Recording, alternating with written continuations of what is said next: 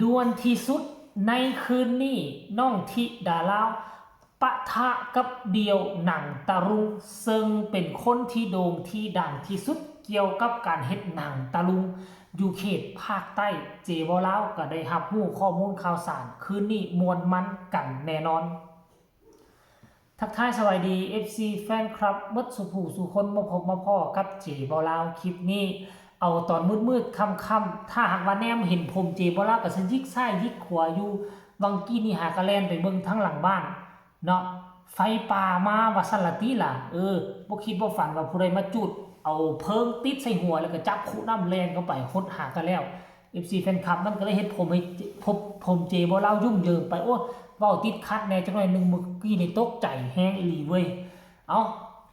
มาพบมาพ้อกันคลิปนี้ก็เป็นเรื่องราวข้อมูลข่าวสารทุกคนจะคิดแนวใดเจบ่ลาวบ่ฮับฮู้บ่ทราบแต่ในใจเจบ่ลาวน่ะเดียวหนังตะลุงบ่แม่นเป็นคนธรรมดาคันเว้าเรื่องหนังตะลุงก็ถือว่าเป็นนัมเบอร์1นัมเบอร์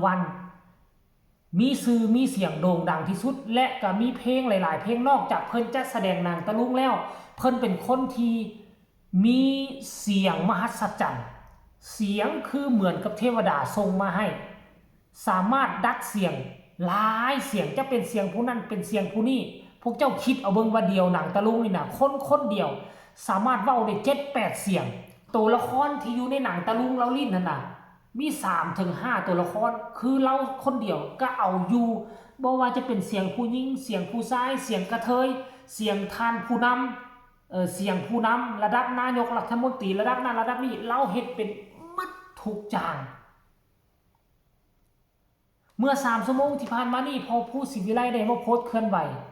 แจ้งข่าวให้กับบรรดา FC แฟนคลับบอกว่าคืนนี้หมอลำน้อยจะพาไปร่วมแสดงกับพี่เดียวหนังตะลุงสื่อดังลาวอีสานกับใต้มาเจอกันแลกเปลี่ยนวัฒนธรรมความมวลขอบคุณผู้ใหญ่ทุกท่านที่ให้โอกาสน้องได้แสดงความสามารถนะครับสถานที่วัดดีบอนแม่นะวัดดีบอนตำบลบ้านค้องอำเภอโพธารามจังหวัดราชบุรีเห็นบ่ทุกคนแต่ว่าเดียวหนังตะลุงนี่นะนอกจากเราจะแสดงหนังตะลุงแล้วเราก็ยังมีเวทีเพลงของเราเวทีลูกทุ่งของเราเราหับงานคือกันมีบางงานเราก็ไปแสดงหนังตะลุงมีบางงานเราก็มีเวทีที่เขาเจ้าจ้างเราไปมีนักดนตรีมีหางของหางเครื่องเต็มคือกันกับหมอลำซิ่งนี่แหละมื้อนี้เจบ่ลาวก็จะได้ไปชมแบบว่าวัฒนธรรมปักใต้มาผสมผสานกับอีสานกับลาวมาเบิ่งดูว่ามันจะเข้ากันได้หรือบ่ได้มันจะมวลมันขนาดใดคือพอผู้ศรีวิไลในปัจจุบันนี้คือเอาทุกทางพยายามผลักดันลูกสาวไปขึ้นเวทีนั่นไปขึ้นเวทีนี่อนาคตเผลอๆอาจจะได้ไปขึ้นเวทีลิเกก็เป็นไปได้ฝึกฝนรอหลอมขึ้นเวทีใดก็ได้ขอให้มันเขาจะอนุญาตให้ขึ้นแสดงความสามารถช่วงนี้ช่วงเก็บเกี่ยวประสบการณ์เก็บเกี่ยวชั่วโมงบินเนาะเวทีใดที่เขาอนุญาตให้ขึ้นเฮาก็ฮู้กลายเป็นบุญเป็นคุณเฮาแล้วถือว่าเฮาได้โอกาสนะเฮาก็บ่ลืมบุญลืมคุณและที่ดาราเว้ยอนาคตภายภาคหน้าบ่มีผู้ใดฮู้อาจจะดังอาจจะล่วงอาจจะโด่งจะดังแต่ว่าก่อนที่ผลมันจะออกมาพอผู้ศรีวิไลต้องเฮ็ดให้มันสุดใจซะก่อนพอผู้ศรีวิไลจึงได้ไปตะเวนไปมองนั่นไปมองนี่ไปซอกหาเวทีให้ลูกขึ้นบางที่มองนั่นแน่เขาจ้างไปแน่บางที่มองนี่เขาไปขอขึ้นแน่ผสมประสานกันช่วงนี้เป็นช่วงที่เขาเอิ้นว่าหยังก็คนเฮายังบ่ทันดังนี่เฮาต้องไปแบกหน้าหาเขาก่อนเฮาก็ต้องไปขอเขาก่อนแสดงความสามารถให้เขาเห็นก่อนในเมื่อความสามารถเฮามี FC เฮาหลายแฟนคลับเฮาตุ้มอุ้มก็หลายข้างหน้าเขาก็จะเชิญเขาก็จะจ้างแบบเป็นทางการแต่ว่าทุกครั้งที่ได้ไปนี่นะมันจะได้มีเงินค่าน้ำมูกน้ำมันมาอยู่แล้วบางงานนั้นท่านผู้ชม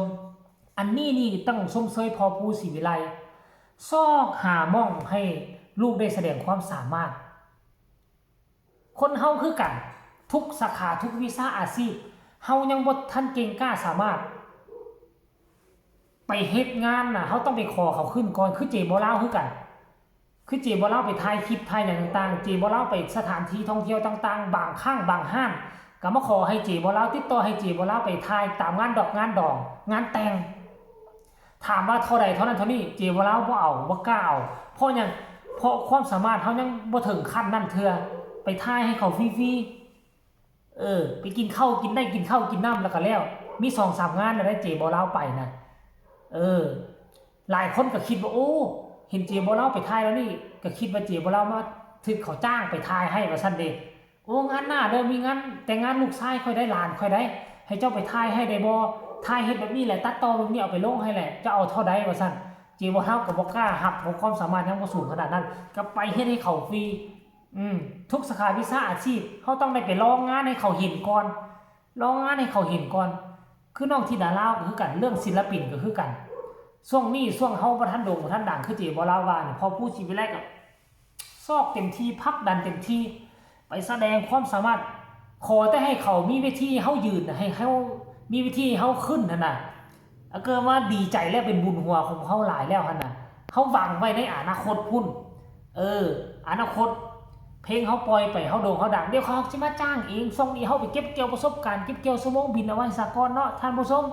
หลังจากที่พ่อผู้ศรีวิไลโพสต์มา FC แฟนคลับกะโอ้หลายคนเขามาถล่มแสดงความคิดความเห็นได้เนาะคนนี้บอกว่าขอให้ทีมงานบ้านศรีวิไลเดินทางปลอดภัยนะครับว่าซั่นเด้คนนี้บอกว่าสวยมากจ้าว่าซั่นคนนี้บอกว่างามหลายลูกล่าว่าซั่นเด้เลยมาหาดใหญ่เลยธิดาว่าซั่นเด้เดี๋ยวลุงเลี้ยงไก่ทอดหาดใหญ่ปาโถโอ้ FC แฟนคลับผู้นี้เพิ่นอยู่หาดใหญ่บ่เนาะช่วงแล้วนี่น้ำท่วมหาดใหญ่ตัวอาทิตย์แล้วนี่เป็นจังไดเนาะทั้งคุณพ่อจะเอิ้นว่าคุณพ่อจะเอิ้นว่าพี่ดีเนาะภาษาลาวเอิ้นว่าอ้ายเนาะเพิ่นชื่อหยังเนาะสนัดพงษ์บ่คันอ่านผิดต้องขออภัยเด้อบ่ฮู้ว่าเฮือนของเจ้าหั่นน่ะอยู่รอดปลอดภัยบ่น้ำท่วมหาดใหญ่สุดแล้วนี่น่ะเนาะคันว่าน้ำท่วมแล้วก็น้ำลดแล้วปัจจุบันนี้เก็บเกี่ยวเก็บเมียนทำความสะอาดเฮือนซ่านบ้านซองแล้วหรือยังเนาะแสดงความเป็นห่วงเป็นใยเด้อที่ผ่านมาเจบ่ลาวบ่ฮู้ได้คันฮู้ว่าคุณพ่อท่านนี้อยู่ทางหาดใหญ่นี่เจบ่ลาวเฮ็ดข่าวที่ดาลาวแต่ละครั้งก็จะได้ถามข่าวเราอยู่ได้เพราะเราเป็น FC ตัวยงของพ่อผู้ศรีวิไลของน้องธิดาลาวเลยได้นี่ได้ทุกคนคนนี้บอกว่าคนลาวเนาะคือมางามแท้เด้น้องธิดาลาวว่าซั่นเด้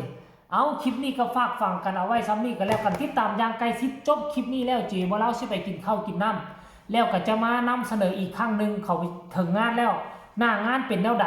สนุกสนานเพียงใดเจบ่ลาวจะมาเล่าอีกคลิปนึงก็แล้วกันสำหรับคลิปนี้ขอฝากเอาไว้ซ้ำนี้เนาะสบายดี